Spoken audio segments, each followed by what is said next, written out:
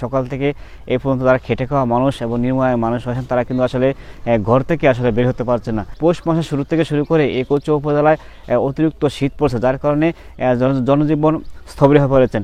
তো আমি বিশেষ করে যারা খেটে খাওয়া মানুষ, যারা কৃষিজীবী মানুষ এবং শ্রমজীবী মানুষ, তারা কিন্তু আসলে অনেকটাই হিমশিম খাচ্ছেন। তারা কিন্তু সকাল থেকে এই শীতকে উপেক্ষা করে বের হতে পারছে না। আবার কিছু দেখা যাচ্ছে অনেক কৃষকই তারা কিন্তু জীবনের তাগিদে অর্থাৎ জীবিকা নির্বাহ করার জন্য এই শীতকে উপেক্ষা করে তারা কিন্তু মাঠে নামছেন। তো আমি দেখেছি যে আসলে কচুয়ায় বিভিন্ন অঞ্চলে যারা কৃষিকাজ করেন, যারা কৃষিজীবী আছেন, তারা কিন্তু আসলে বীজতলা তৈরি করতে কিংবা রবি শস্য মৌসুম তৈরি করতে তারা কিন্তু ব্যস্ত হয়ে পড়েছেন এই শীতকে উপেক্ষা করে। তো আসলে এই কচুয়া উপজেলায় প্রতি বছরের নেই অর্থাৎ অন্যান্য এলাকার নেই কচুয়াতে কিন্তু প্রায় প্রচুর শীত পড়ে, যার কারণে অনেকটা জনজীবন স্থবির হয়ে পড়েছে। তো আমি সকাল থেকে কিন্তু সাধারণ মানুষ কিংবা খেটে খাওয়া মানুষ কয়েকজনের সাথে কথা বলেছি, তারা আমাদেরকে যে বিষয়টি অবগত করেছেন যে আসলে যে এই শীত কতদিন নাগাদ থাকবে আসলে তারা এখনও বলতে পারছে না। বিশেষ করে তারা এই শীতকে কিন্তু উপেক্ষা করে কাজ করতে অনেকটাই কষ্ট হচ্ছে।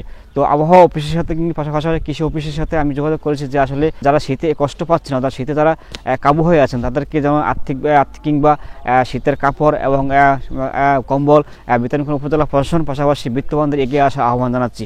তো আসলে সব মিলিয়ে কিন্তু আসলে এই শীতের যে প্রকোপ রয়েছে, এই শীতের প্রকোপে কবে নাগাদ শেষ হবে এমনটাই আসলে কেউ জানে না। তবে আশা করছে যে কিছুদিনের মধ্যে যদি এরকম শীতের প্রকোপটা কিছু একটু হ্রাস পায়, তাহলে শ্রমজীবী মানুষ যারা রয়েছেন তারা কিন্তু আসলে কাজ করতে পারবেন এবং তারা প্রতিনিয়ত তাদের জীবিকা নির্বাহ করতে পারবেন, এমনটাই ধারণা। ধন্যবাদ সবাইকে।